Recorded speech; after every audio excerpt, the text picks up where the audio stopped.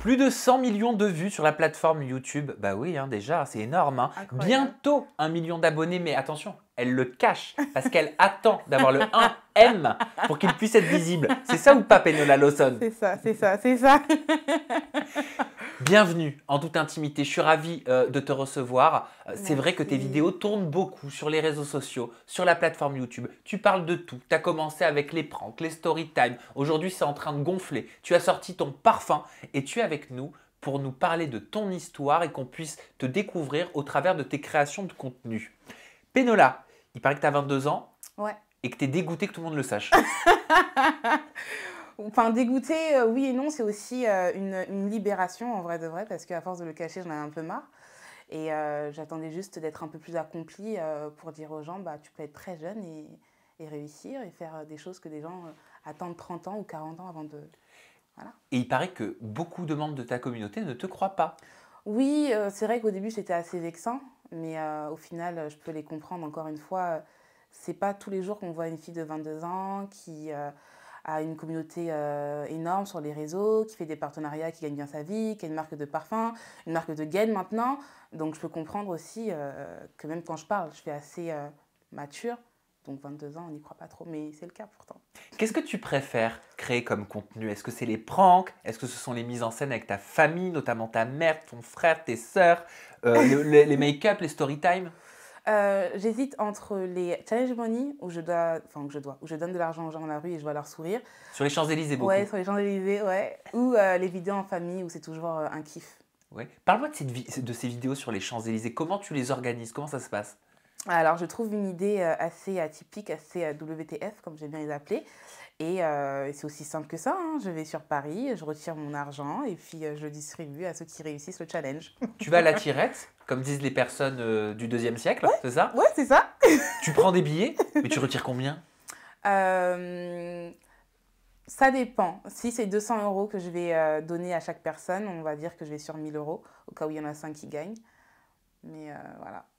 C'est incroyable ça. Et Ouais. alors, c'était quoi la dernière expérience sur les champs? C'était il y a quelques jours. Ah oui, c'était je donne de l'argent à des gens et puis après je cours. Pourquoi? Pour cette réaction. Genre, tu donnes 200 euros comme Ouais, ça après je cours. et tu pars en courant. Et ils sont là, mais. Et j'aime trop leur réaction en Et, fait. et bien sûr, il y a quelqu'un qui filme tout. Ouais, c'est ça. Après, je reviens, je dis, ah, c'est une caméra cachée, mais bon, vous pouvez garder l'argent, il n'y a pas de souci. Oh, c'est énorme, c'est Ouais. incroyable. Et alors, j'ai lu, en me penchant sur ta chaîne YouTube, dans les commentaires, certains membres de ta communauté, ou pas, je sais pas, te comparent à Léna Situation. C'est beaucoup revenu. Ouais. Certains disent, ah, c'est la Léna Situation de la communauté noire. J'ai pu lire ça. Ouais.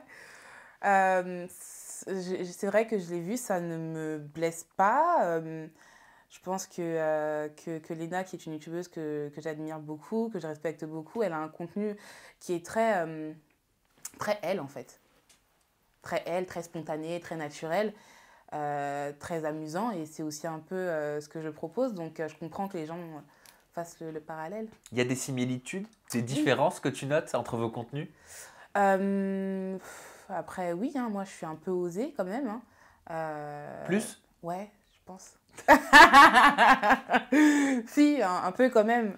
Mais bon, faut pas qu'on soit pareil aussi, donc voilà. Avant qu'on parle de ta première vidéo, qui n'est peut-être pas ta première vidéo sur YouTube, qui s'appelle La jalousie entre filles, que tu as sortie en 2017, comment tu as commencé? Pourquoi la plateforme YouTube? Qu'est-ce qui t'a motivé? Alors, qu'est-ce qui m'a motivée? Ça va être très long, donc je vais le faire en quelques mots. J'ai eu un voyage qui a juste chamboulé ma vie, mais vraiment du tout au tout, au point où quand je suis revenue de ce voyage-là, j'avais comme un message en fait que je voulais porter aux filles qui étaient comme l'ancienne Penola. Et donc, du coup, je me suis dit que si je discute avec des jeunes, en étant moi-même jeune, ça va mieux passer que si c'est un parent qui lui fait la morale. Il va se dire, ah, mais de toute façon, mon père, ma mère, elle est trop rabat-joie, tu vois. Donc, j'ai commencé par des courts-métrages, comme Jalousie entre filles, où je fais une mise en scène et après une petite morale à la fin. Et par la suite, je suis plus rentrée dans le perso. Qu'est-ce qui, moi, se passe dans ma vie? Comme la vidéo avec mon papa où il m'a emmenée chez le médecin pour voir si j'étais encore vierge ou pas. On va en parler. Et là, ça a juste explosé. Et donc, voilà comment ça a commencé. C'est qui l'ancienne Penola? L'ancienne Penola, c'est une jeune fille qui s'en fiche tellement de tout qu'elle ne fait pas grand-chose en fait. Ah, d'accord. C'est-à-dire que tu manquais d'ambition, tu manquais de projet à une période de ta vie? Paradoxalement, je ne manquais pas d'ambition. Oui. C'est-à-dire que depuis l'âge de 8 ans, j'ai une image de moi. À l'époque, on vivait à Épinay, au 18e étage, devant le miroir.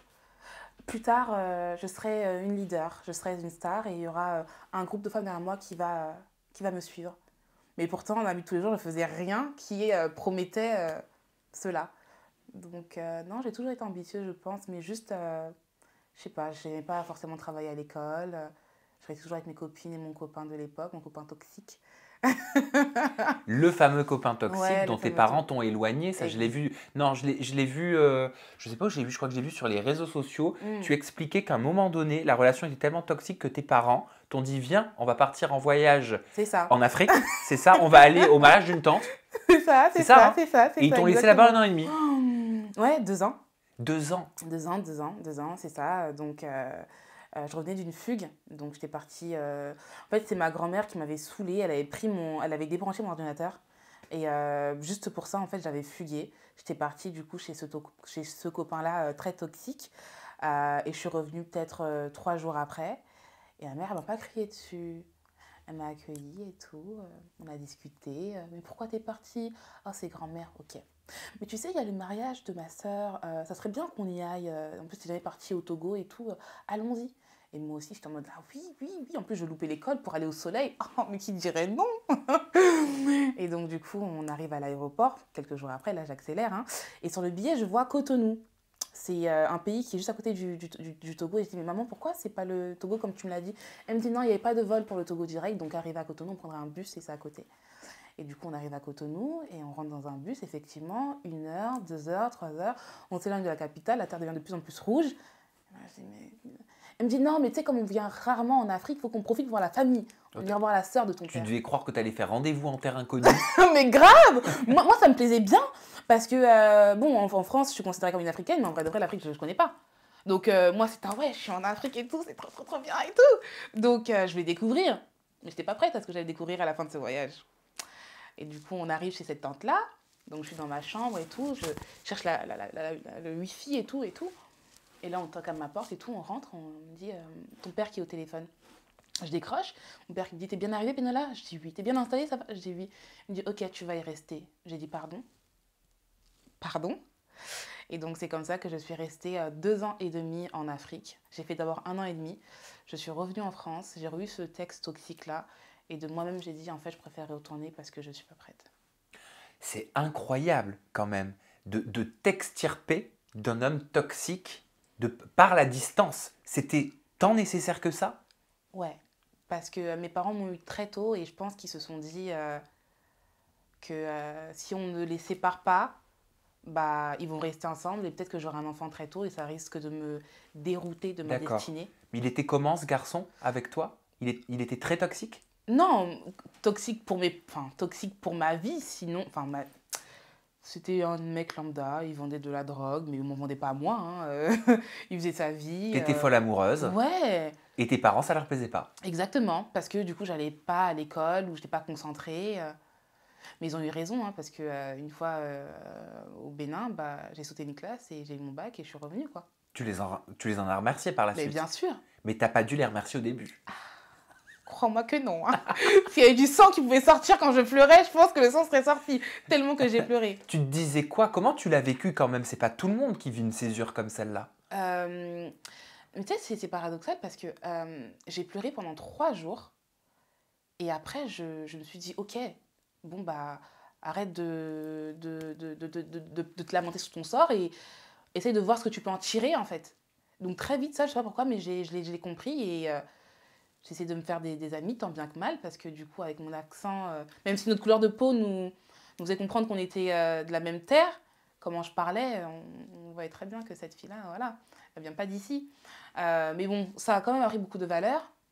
J'étais très reconnaissante, le travail, l'humilité, qu'il fallait se battre dans la vie pour avoir ce qu'on voulait. Donc vraiment, quand je suis revenue de ces 2 ans et demi en Afrique, ça m'a changé du tout au tout, quoi.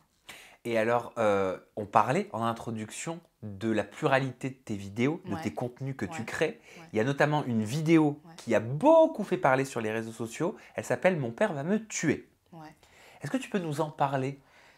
Bah, cette vidéo, c'était suite à la vidéo que j'avais faite où je disais bah, que mon père m'a fait faire un test de virginité. Mon père avait... Ah oui, voilà. J'ai vu cet homme toxique, enfin, ce gars toxique, on va appeler Jean. Donc, j'ai vu Jean. Jean. Il n'a pas du tout une tête à s'appeler Jean, mais bon. Jean et tout. Donc, j'ai appelé mon père. C'était un vendredi soir. Il devait me déposer chez ma mère parce que mes parents sont séparés. Et je dis à Jean, tu peux venir à la maison et tout. Donc, il vient. Et mon père m'a dit qu'il allait rentrer à 21h. Donc, je dis, bon, bah, on a le temps de glander à la maison, parce que mon père, il n'est pas là. Et en fait, on était sur le lit, hein, Jean et moi, je sais plus ce qu'on faisait, rien de bizarre en tout cas. Et mon téléphone, il est tombé. Et tu sais, c'était à l'époque où le téléphone, la batterie, elle peut s'enlever. Oui. Donc, si tu as un appel, bah, tu peux pas le... Donc, je me souviens très bien de plus d'avoir vu mon téléphone tomber, la batterie qui s'enlève du téléphone, mais je ne calculais pas. Et en attendant, il y a mon père qui m'appelait pour me dire bah, qu'il rentre plus tôt. Et Jean qui était à la maison. Donc, 1 heure après, au moment de sortir, en fait, parce qu'on voulait prendre un bus, on tombe nez à nez à mon père. Mon père qui est anti-garçon.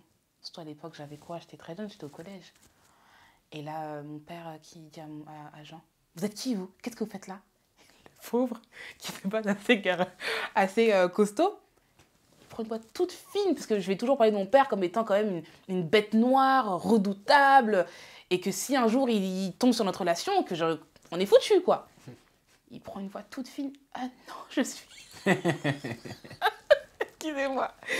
Non, non, je suis juste l'amie de Pénola, j'étais juste devant la porte et tout. Quittez de chez moi, je ne veux plus jamais vous revoir ici. Du coup, il part, et mon père qui me dit, Clinton Pénola, mon petit frère, vous rentrez à la maison. Et du coup, c'est de là qu'il confisque mon téléphone, qu'il tombe sur nos discussions, et qui veut savoir du coup si je suis encore vierge ou pas, en fait. Il te pose la question. Non, il ne me la pose pas. Oui. Il ne la pose pas. Du coup, comme on était censé aller chez ma mère ce week-end-là avec mon frère, il nous dépose quand même chez notre mère. Et c'est le dimanche soir, quand il doit nous récupérer, il vient avec toute la famille. Ses sœurs, ses frères, etc. On fait une réunion, en fait. Tu vois, comme on est assis là. Oui. Voilà. Moi, j'étais ici. Mon père qui était là. Enfin, en tout cas, la famille, elle est là. Moi, c'est le tribunal. Et là, j'ai ma tante qui était assise à côté de moi. Donc, il parle. Qui faisait le procureur? Mon père. Voilà, mon père. Et ma tante qui me dit au bout d'un moment, mais toi, tu parles d'ailleurs, est-ce que tu es encore vierge même? Dans ma langue, elle me dit ça. Et mon père qui dit, non, mais de toute façon, ne t'inquiète pas, hein, lundi, on lui fait un test de virginité. Sachant que moi, j'avais répondu oui à la question. Je lui dis, bah oui. Comme si, alors que plus du tout, en fait. Ah, c'était pas le cas? Mais non! Ah, mais moi, je sais pas, tu m'as dit j'étais au collège. Non, non, non, non, non, non, non, non. J'ai eu des hormones très vite, c'est très, très, très développé au point où j'attirais un mec qui avait 5 ou 6 ans de plus que moi. Donc non, je ne l'étais plus. Mais du coup, j'avais menti à la tante parce que je pensais pas que mon père il allait me dire qu'il allait me faire un test. Donc moi, je mentais en toute tranquillité. Oui. Donc j'ai dit oui. Oui. Tu t'es dit c'est insoupçonnable alors? Bah oui. Bah oui. Oui, bah oui. Ah, qu'est-ce que tu crois? Et mon père qui réplique, de toute façon, ne t'en fais pas, hein. Lundi, on lui fait un test.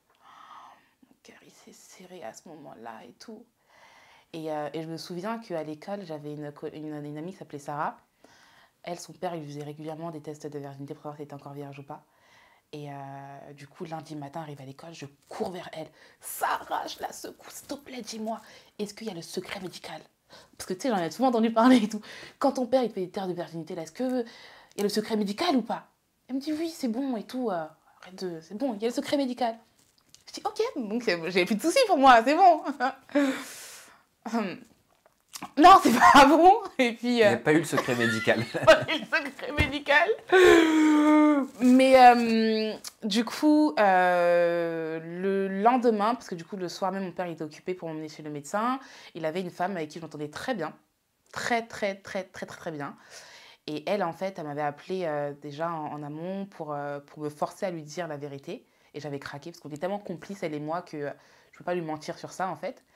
Et Du coup, le jour où on est arrivé à la clinique, ils nous ont dit il faut attendre 2h30 pour avoir le médecin et vérifier si votre fille est encore vierge ou pas. Pardon, mais comment est-ce qu'on vérifie ce genre de choses? Je vais te le dire. Je vais te le dire. Mais ils n'ont pas vraiment eu besoin parce que quand ma belle-mère a entendu 2h30, elle m'a pris en aparté, elle m'a dit Pénéla, toi et moi, on sait déjà que tu n'es plus vierge, ça ne sert à rien d'attendre 2h30. Dis à ton père que tu ne l'es plus. Au lieu qu'on parote ici, en fait. Bah oui. Voilà. Parce que dans tous les cas, on fera le test et puis on verra que tu ne l'es pas, en fait. Je sais pas, tu t'es peut-être dit avec un peu de chance. Secret médical. Ouais, ou alors ça se verra pas. On sait pas. Peut-être. On sait pas. Et donc, du coup, elle m'a convaincue, en fait, de lui dire. Après un bon 40 minutes, hein. Donc, on retourne dans la salle d'attente où mon père il était assis. Et c'est elle qui s'en charge, du coup. Elle lui dit... donc, il était posé là, il comptait déjà un peu à dormir et tout. Elle lui dit JB. JB. Donc, elle réveille un peu et elle lui dit ta fille n'est plus vierge. T'avais quel âge? 14 ans. Ah oui. Ouais. 14 ans. Ouais. Très, très, très tôt. Non, j'essaie de me mettre à la place D'un d'un papa. parent. Mais peut-être qu'on en parlera après, mais je regrette pas. Hein. Pourquoi tu regrettes pas? Parce que, en fait, dans ma vie, j'ai eu l'impression que j'ai fait tout tôt pour que, à l'âge de 19 ans, ça m'intéresse plus et puis je puisse être une bosseuse. C'est-à-dire qu'aujourd'hui, il y a des filles à mon âge qui commencent à fréquenter les garçons, qui commencent à avoir des peines de cœur, qui commencent à être déviergées, alors que moi, ça, j'ai déjà fait. Hein. Moi, je suis maintenant au stade de créer ma société, etc., etc. Donc, franchement, je ne regrette pas. Parce que si je n'aurais pas été vierge, enfin, si je serais restée vierge, peut-être que mon père ne m'aurait pas emmenée en Afrique, etc., etc., peut-être que je ne serais pas devenue... Après, je crois que c'est quelque chose de très personnel, que Ouais. ce soit pour une femme ou pour un homme. Il ne faut pas se dire ah bah tiens, il faut que je sois déviergée impérativement parce Bien que sûr, j'ai entendu bien des sûr. filles qui l'ont Ah non, fait non, tôt, non, tu vois. non, Je non. préfère le dire. Ah non, non, non, bien sûr. Bien sûr. Moi, je parle d'un cas personnel. Tu parles de toi. Bien sûr. Pour moi, quand je fais une rétrospective de ma vie, je me dis que si je suis aussi mature aujourd'hui, c'est à cause de tout ce que j'ai vécu assez tôt. Et que, Oui. voilà. Mais ça, c'est mon cas à moi. Peut-être que si Juliette, demain, elle fait la même chose que moi, ça ne sera pas la même chose. Donc, je parle de mon cas à moi. Et au final, Et au final, du coup, mon père, il n'y croit pas. Il se dit que non, elle manque, elle l'est encore. Il est il dans le voulait déni. quand même faire le test. Voilà. Et sans appel, monsieur, votre fille est plus vierge. Et c'est là, du coup, qu'il a voulu le tuer, le garçon. Ah. Ah oui. Ah oui, ça, j'avais pas la suite de voilà. l'histoire. Et donc, comment on fait un test? Excuse-moi, mais c'est pour ma curiosité. Ah, ok. Bah, je me suis allongée, elle a vérifié ce qu'elle avait à vérifier, et puis elle a conclu que, voilà. Mais comment on peut voir ça? L'hymen. Ah, d'accord. Désolé, j'y connais rien. Voilà. Ok, Donc, d'accord. Et ça a pris combien de temps avant que ton père, ça passe comme une lettre à la poste? 6 mois. Ah, quand même. Voilà, après tout est rentré dans l'ordre. Bah, en soi, quelques mois après, j'ai fini au bled, donc bon. Donc bon. Donc c'est pas passé comme une lettre à Voilà, la poste. non, c'était mitigé. Alors, tu as témoigné d'une autre histoire, très personnelle également, qui a beaucoup fait parler. Elle concerne ta petite Linora. Voilà. Alors, il faut savoir qu'il y a une grande histoire cachée derrière Linora, parce que c'est ta mère qui a mis cet enfant au monde et qui te l'a par la suite confié, Oui. qui te l'a donné, Oui. hein, qui t'en a offert la responsabilité. Oui. Je ne sais même pas quel mot utiliser, hein, Oui, oui, oui. tu vois, pour parler de ça. Ouais. C'est assez atypique comme histoire. Elle a beaucoup fait réagir dans les commentaires. J'aimerais beaucoup que tu puisses nous éclairer là-dessus. Comment tu considères cet enfant qui a été mis au monde par ta mère et dont la responsabilité t'a été donnée? Est-ce que tu la considères comme ta petite sœur? Est-ce que tu la considères comme ta fille, Linora? Alors, Linora et moi, je pense qu'on a 19 ans d'écart. Donc, c'est vrai que quand ma mère elle a appris qu'elle était enceinte, on va dire que mentalement, elle n'était pas forcément très prête à avoir un cinquième... 5 ou 6? Ouais, on est 5. un cinquième enfant. Donc, je la sentais très, très, très dubitative, etc., etc. Et puis, moi, j'aime bien les enfants. Je suis contre également l'avortement. Donc, je lui ai dit... je suis là, en fait. Ne t'en fais pas, je suis là. Et du coup, elle me l'a confié. C'était avec joie. C'était vraiment avec joie. Parce que... Pendant la grossesse, tu étais informée Oui. de ce sûr. projet? Bien sûr. Bien sûr, bien sûr, bien sûr. Non, c'était pas à l'accouchement où elle me l'a dit, tiens. Non. C'était dès les premiers mois. Et j'étais très contente parce que bon, bah, ça reste le sang, ça reste mon bébé. Et dans tous les cas, que ma mère m'ait confié Linora ou pas, je l'aurais quand même pris comme mon enfant parce que mes sœurs, j'en ai trois. Pour moi, elles sont comme mes filles. C'est-à-dire que je vois pas qu'est-ce que je ferai à mon enfant demain que je ferai pas à mes sœurs là maintenant, dans tous les cas. Donc, euh, donc voilà, c'est aussi simple que ça. Mais ça veut dire que tu es maman. Tu te considères maman?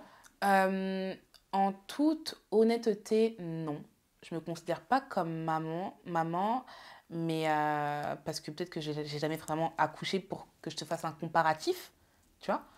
Mais ce qui est sûr, c'est que je suis aussi responsable, c'est-à-dire que je ne faille pas mes obligations. S'il faut faire un truc, je suis là, Donc j'assiste. c'est toi qui en as la charge?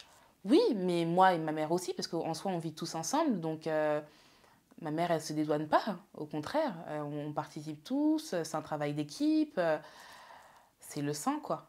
Bien sûr. Mais cette petite Linora, Mm. est-ce qu'elle t'appelle maman? Alors, Linora, au début, elle m'appelle maman, ouais. Et comme tout le monde à la maison appelait ma mère maman, elle a fini par croire que c'est son prénom. D'accord. Voilà.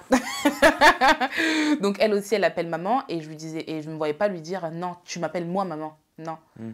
fais ce que tu veux dans tous les cas. Je pense que mère, c'est au-delà du nom, c'est aussi ce que tu signifies pour l'enfant et je sais que je lui ai très cher, donc voilà. Elle a 3 ans, c'est ça? Ouais, bientôt, le 2 juin. Comment vous allez lui expliquer? Comment vous allez lui en parler? Ça, est-ce que vous avez conversé entre vous? Euh,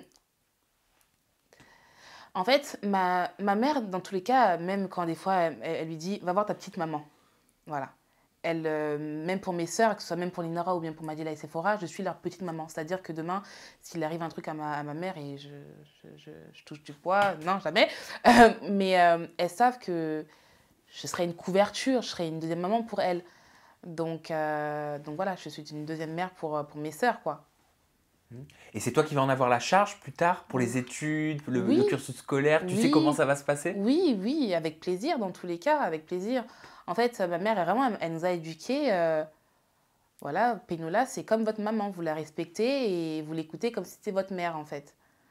Donc, ça ne me dérange pas de prendre soin de mes petites sœurs, avec plaisir. Toujours pour rebondir sur tes contenus que tu partages avec ta communauté sur ta chaîne YouTube qui s'appelle Penola Lawson, pour le coup, tu as partagé une vidéo très personnelle. Tu vas me dire si ça a été compliqué pour toi à réaliser. Je pense que oui. Cette vidéo s'appelle J'ai été violée à l'âge de 8 ans. Tu expliques dedans qu'un ami de la famille que vous appeliez, que tu appelais tonton qui avait la quarantaine, venait te voir dans ton sommeil. Est-ce que c'était vital pour toi de faire une vidéo et d'en parler publiquement? Oui, en fait, j'ai fait cette vidéo, bizarrement, à une période de ma vie où tout allait bien. Et j'étais sur le point de partager également un projet. Et avant de partager ce projet, en fait, je voulais que... Je savais que ma communauté allait être fière de moi, mais je voulais pas qu'ils pensent que ça a été facile. Parce que comme sur ma chaîne, je véhicule beaucoup de bonnes ondes, toujours j'ai le sourire, ils vont se dire, mais ah oui, elle, mais tout lui réussit, et maintenant elle sort ça, etc., etc. Non.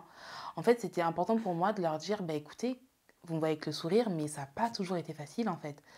À un très jeune âge, il m'est arrivé un truc traumatisant, j'ai encore des séquelles aujourd'hui, mais je vis avec, on peut y arriver. C'est rien, enfin c'est rien. C'est ce que je dis, ça énerve les gens quand je dis ça, mais en gros c'est pour Pourquoi dire, ça énerve les gens? bah les gens quand j'essaye de minimiser et bah ils sont pas contents.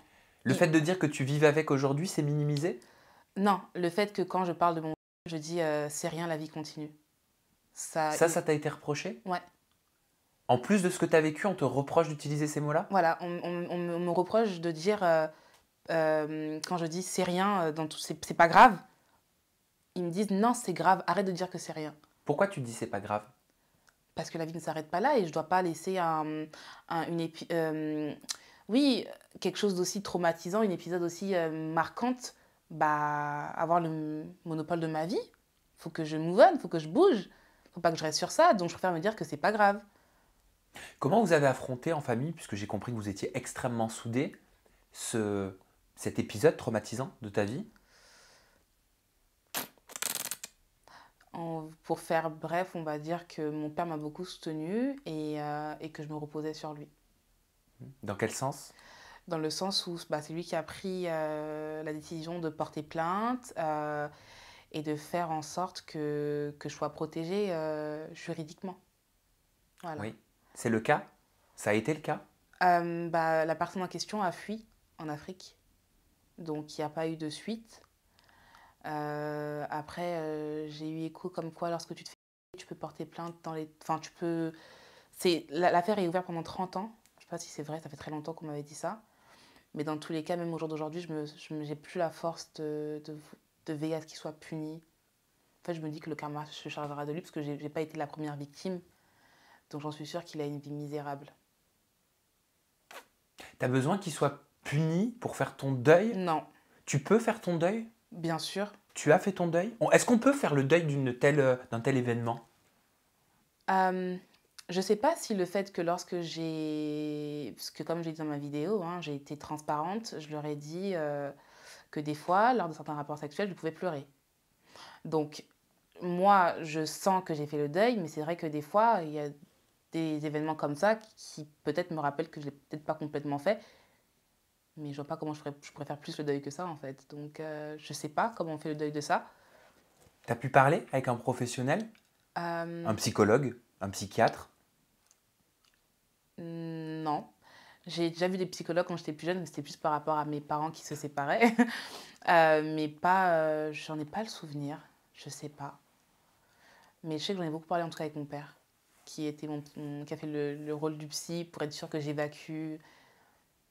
Est-ce que tu essaies de minimiser Ouais, avec volontairement des gros guillemets ouais.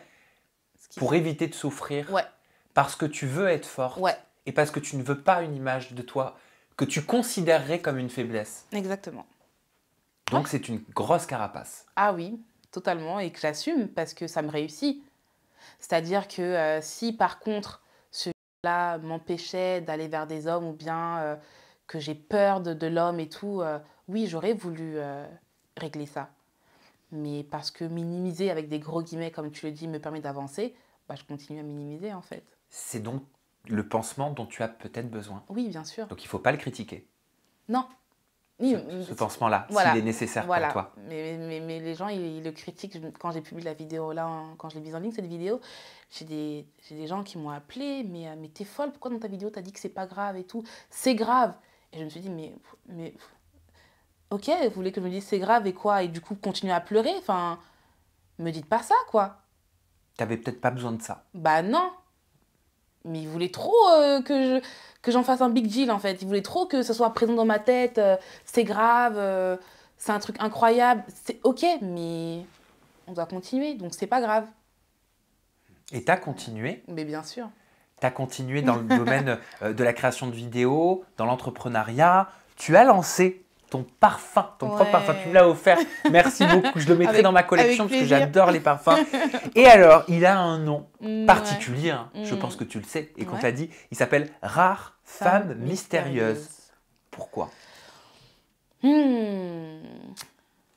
Rare femme mystérieuse. Parce que je voulais que toutes les femmes qui portent mon parfum se sentent spéciales, se sentent exceptionnelles. Et je crois aussi beaucoup que la femme est remplie de mystères. On n'arrive jamais... Même un couple qui fait 50 ans ensemble, je pense qu'il ne connaît jamais sa femme à 100%. On est très mystérieuses, nous, les femmes. Les hommes, souvent, de ce que j'ai pu comprendre, quand ils sont amoureux, bon, ils donnent tout. Mais nous, les femmes, je trouve qu'on a un petit truc mystérieux. En tout cas, c'est comme ça que je vois la femme. Elle est mystérieuse. C'est un petit paradoxe à elle-même. Donc voilà, on est spécial. T'es très coquette. Ouais. Tu fais très attention à toi. Toujours. Quel rapport tu entretiens avec ton image, ton physique?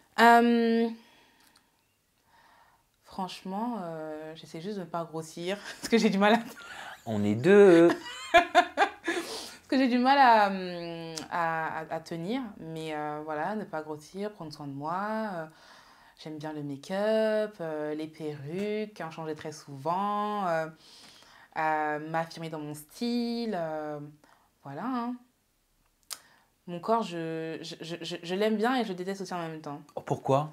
Bah, je l'aime bien parce que bon, bah, j'ai des formes et je déteste parce que des fois en photo ça rend moche. Mais oui, ou bien j'ai des... Mais ça rend moche pourquoi? Comment? Bah, parce que oui, il y a les formes, mais c'est naturel. Donc, il y a du ventre aussi. Il y a du ventre, il y a des gros bras, il y a des grosses cuisses. C'est pas la Kimka où il y a les gros seins, la taille toute fine et les grosses Mais fesses. t'aimerais ça, sérieusement? T'aimerais avoir le corps de crevette et les fesses Quoi? d'un poulpe? Non. Cœur de crevette, non. Cœur de Je ne crevette, critique non. pas. Hmm. Mais au bout d'un moment, c'est un peu dénaturé quand c'est Oui, c'est hyper vrai, fin c'est comme vrai, ça, c'est là. vrai, c'est Et que vrai. ça fait. Bah oui, c'est pas humain. Ouais. Bah, en fait, c'est surtout que, ayant été toujours une femme assez corpulente, toute mon enfance, on m'a critiqué sur mon physique. Et quand c'est devenu la mode, on a commencé à m'applaudir. Donc, moi, je sais pas trop où m'asseoir. Moi, j'ai ces séquelles-là de ma primaire où on se moquait de moi, que j'étais trop corpulente, que j'avais des gros seins et tout, des grosses mamelles. Et maintenant, à l'ère de 2020, c'est devenu tendance. Donc, C'est bon. vrai. J'ai du mal, moi, avec ces Ah, histoires de mode et de tendance sur des corps humains, ah. sur du physique. D'où c'est une mode? C'est Donc, pas une mode, le physique. Enfin, le corps, quoi. bah oui. Un bourrelet, la taille comme ça, les fesses comme ça ou comme ça, c'est pas une Bah oui, mode. c'est comme enfin, mes lèvres, en tout cas, à moi, toute mon enfance a été critiquée, qu'elles sont trop grosses, etc., etc. Et aujourd'hui, on se fait des injections pour avoir les mêmes lèvres que nous. Donc, je sais pas. Donc les filles qui t'ont critiqué payent 600 balles pour avoir la même bouche. Non mais allô? Donc, donc mon corps, oui, j'ai envie de te dire que je l'aime et je le déteste à la fois, mais je l'aime plus que je déteste quand même. C'est bien. Ouais. Et t'as fait de la chirurgie? Ouais, j'en ai parlé sur YouTube, parce que bon, mes seins, ça devenait un peu trop quand même. T'as réduit? Ouais. Ah, t'as fait l'inverse? Oui, j'ai fait une réduction mammaire. D'accord. Ok, t'avais J'ai- quel bonnet? Du F. Ouais, FFG. J'avais des... Vraiment. Comme Sarah Frézou au début de sa carrière. Je ne l'ai pas C'est ce qu'elle vu. m'avait dit, elle m'avait dit bonnet F. Il Ah, me semble. ah ouais? Ou H, je sais plus. Je pense que ça devait être H. C'était peut-être H. Donc ouais, je faisais un bonnet F et c'était plus possible. Je- Ça te faisait mal? Honnêtement, non, ça me faisait pas mal, mais juste quand je me regardais, je me trouvais disproportionnée en fait. Trop grosse poitrine.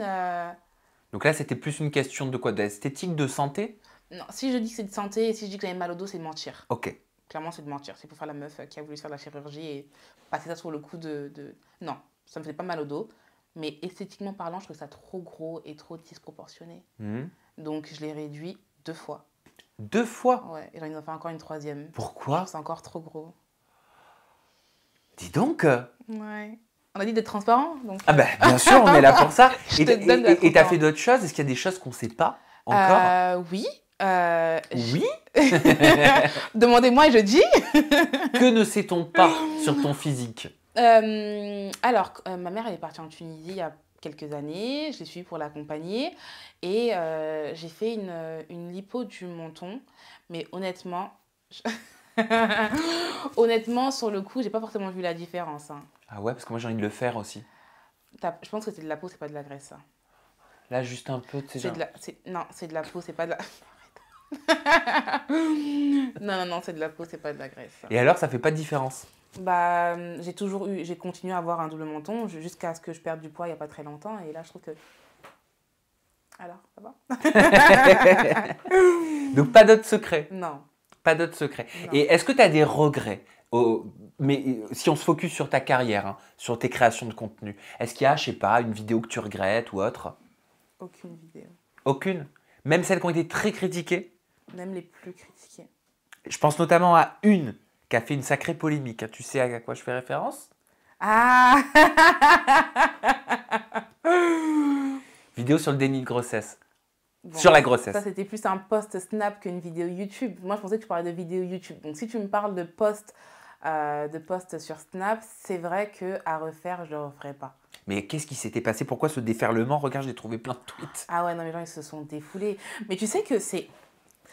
Jusqu'à ce jour, je pensais que j'étais trop aimée des réseaux parce que des critiques, j'en avais très rarement. Et un jour, tu lis. Et un jour, Votre pénola, c'est vraiment une petite conne assoiffée de buzz. I was like, ok. Mais vous étiez où pendant que je fais ma best live sur les réseaux? Vous étiez caché derrière une porte et vous attendiez pour vous défouler? Parce que vraiment, j'ai été entêtée Twitter. Ça, toutes les secondes, c'était incroyable. Et qu'est-ce que tu as fait pour mériter ce déferlement? Peut-être que je le méritais aussi quelque part. Hein. Du coup, je faisais beaucoup de pranks, beaucoup de blagues à ma mère, à mes sœurs. Des fois, elles en pleuraient. Et ma communauté appréciait beaucoup ça. Et du coup, ils m'ont dit, Pénéla, fais le prank grossesse à ta mère. Fais-lui croire que tu es enceinte à ta mère ou à ton père. Ma mère, elle connaît toute ma vie, elle sait que bon, bah, je compte pas être enceinte. Elle n'allait pas y croire, en fait, tu vois. Puis, sachant comment je j'aime beaucoup faire des blagues, elle allait le voir venir. Et un jour, je faisais un contrôle à l'hôpital, donc j'étais sur mon lit. Et je me suis dit, et si la blague qu'ils voulaient que je fasse à ma mère, je l'en faisais à eux. Donc de là et tout, je me suis filmée, j'ai dit, oh, les gars et tout, je vais me faire un délit de grossesse, etc. J'ai accouché. Et donc c'était une blague sur Snap. Je l'ai postée.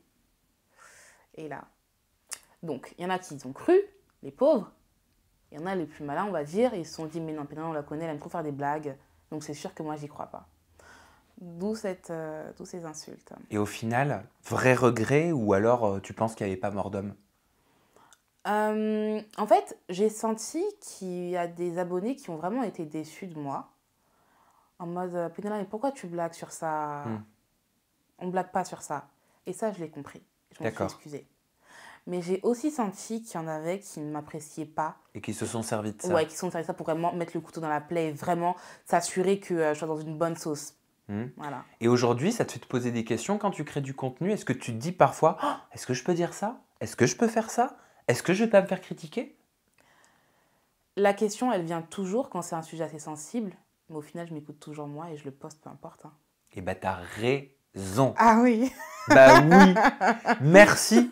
Merci infiniment, Pénélope Lawson, pour cette interview en toute intimité. J'ai passé un tellement bon moment et moi, en ta compagnie. Je suis persuadée que c'est le cas aussi à la maison. Foncez vous abonner à sa chaîne YouTube, c'est Pénélope Lawson. Tout simplement. Foncez vous abonner à ses réseaux sociaux. Son compte Instagram, c'est Lawson Pénélope. Son compte YouTube, on l'a dit, c'est Pénélope Lawson. Snap Pénélope 228-229, c'est assez long. Bon. Ok. TikTok Non, on m'a piraté. Mime Pas besoin du coup. Je plaisante. Non, y a pas de souci. Merci Pénélope. Merci à vous pour votre fidélité. On se retrouve très prochainement avec une nouvelle personnalité, toujours avec des confidences en toute intimité. Et d'ici là, prenez soin de vous.